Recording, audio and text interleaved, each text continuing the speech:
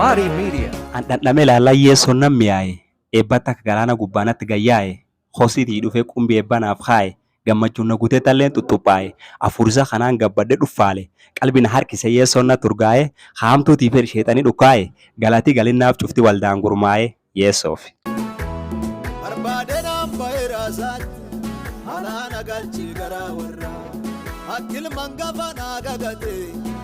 Yoyya ashama akkam nagaa daawwattoota Maalee Miidiyaa kun qophii sagantaa addaa kan faarfattootaaf akkasumas tajaajiltoota gumii waaqa keessa nam tokko irra yaada foonu Maalee Miidiyaa irratti isanii dhiyaatu. Maalee Miidiyaa laayik, sheer, sabiskiraayib godhuun dagatina nu eegaa.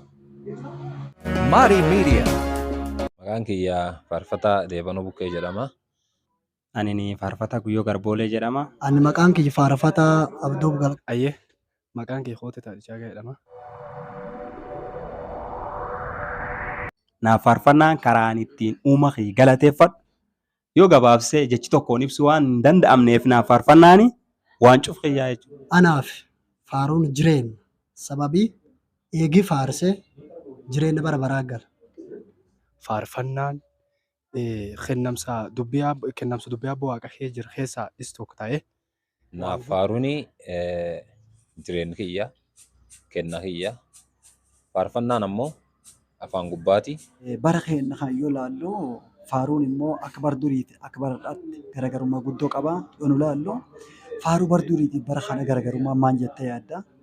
Garaagarummaan guddaan jidduu isaanii jirtu faarfannaan bar suni faarfannaa baabilikaal seenteerdi ta'edha jechuudha.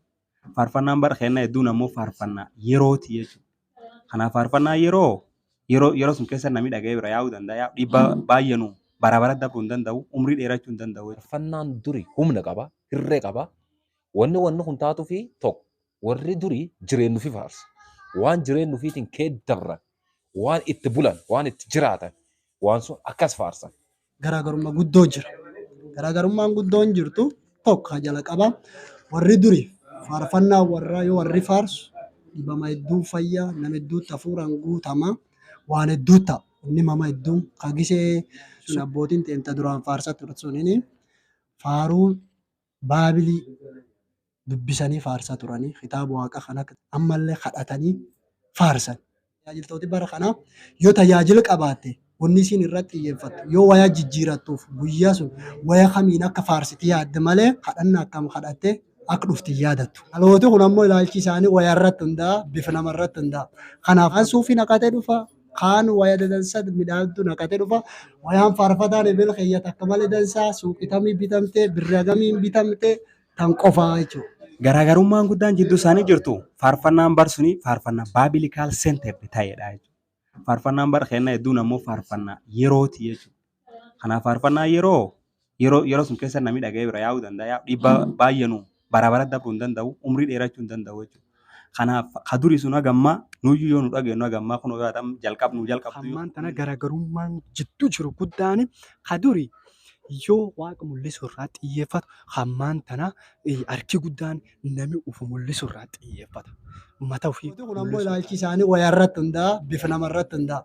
Kanaaf dhalooti ammaan tan faarsu kunini xiyyeeffannaan guddaa warri tochu wayaa irratti kaan suufii naqatee dhufa kaan wayaa dadansaa midhaagdu naqatee dhufa warri durii sun ammoo dhimmi warraa dhimmi wayaati miti. Eegii waaqa kadhatan eegii tajaajila isaanii kenname waaqa kadhatanii kitaaba qulqulluu dubbisanii fuula waaqa dur turanii yoo dhufan ammoo nama hedduu jijjiirama. Kun ammoo wayaa jijjiiratee marroo dhufee fi nama hedduun bifa wayaa salaalaa wayaan faarfataan ebel keeyyata akka malee dansaa suuqitamii bitamtee birragamiin bitamtee tan qofaa jechuudha. Xiyyeeffannaan garaagarummaan jiru. Faarfannaa namni xiqqaa faarfata. Namni xiqqaan sun ammoo nam kwaalitii qaba. Bara kan keessatti ammoo waan garaagaraatiif namni faarfannaa osoo hin bilcheessin faarsuun jira. Har'a nam faarfannaa tokko yoo barreessa dooyitiin goone karaa istuudiyoo keessaa anuyyuu odoo ifittuu faarfadhee if hin fayyisin dhaloota dhibee akka inni fayyisuuf dhiyeessaaf jechuudha. Garaagarummaan guddaan jidduu jiru maali?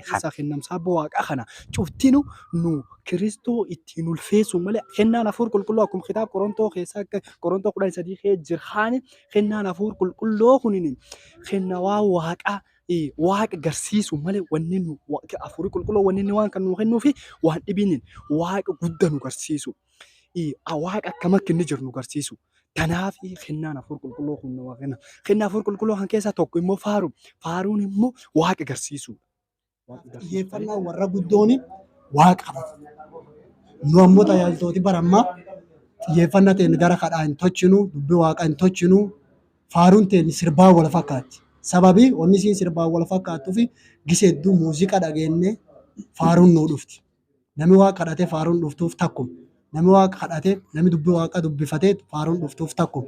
Namni hedduun yoo faaruu nama dhaga'u hoordi sunirra faaruun dhuftii fi xiyyeeffannaan isaa asirratti qonnaa kiyya gara. Namni barsuun keessaa waaqa kadhatee dubbii waaqaa dubbisee bilchaatee sirriitti chaalenjiin adda addaallee waan jirtuuf chaalenjii sunii waxalamee waddamee bilchaatee chaalenjii sun kee taa'ee jechuu waaqa haasa'ee sun faarfata. Meeshaa waliin deemu jira. Beekaa waan hedduu jira. Teekinooloojiin kun yaa baay'ate. Teekinooloojii guddaa jira. Haaka malee namarraa dhiibba'uun waan akkana kanaa jirtanaaf garaagarummaa Duri amma ammaatiin faarfatama.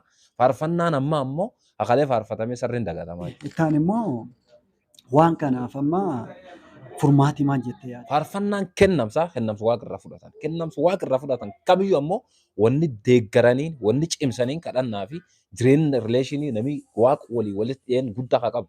Suniin cimsan kan. Hiyyatti waan sadii tochuu malee. Tokko namni tokko faarsuuf yookiin gara tajaajilaa dhufuuf dubbii waaqaa dubbifachuu malee.